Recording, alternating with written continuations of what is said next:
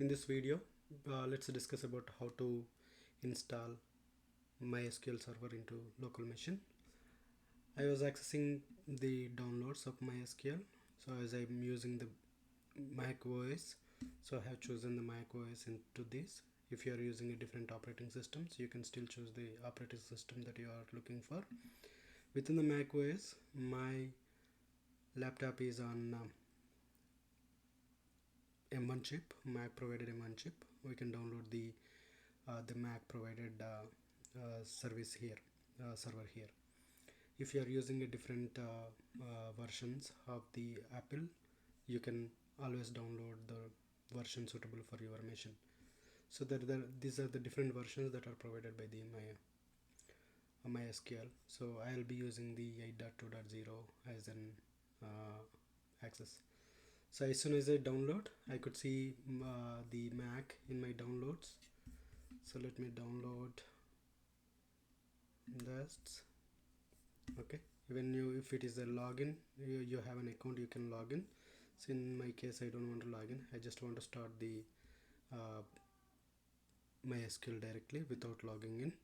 And I also have the logged in one, which is already downloaded before this. So I'm taking that one, and I can open the MySQL. Sorry, I can open the DMG whatever I have downloaded for the Mac, and I can start installing the DMG. So in this step, you can go for a license agreement, and you can go for the license agreement you agreed, and install for all the users. If you want to use it for all the users, you can do it. If you want to install for a specific user, you can choose as well. So I'll be installing into the default location of that, and it will be asking for the password to install the software.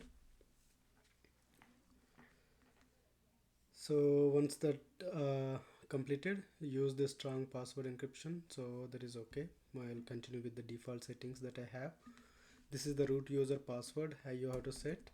So basically I am set the root user password for my setup, and I am also doing that, providing my user.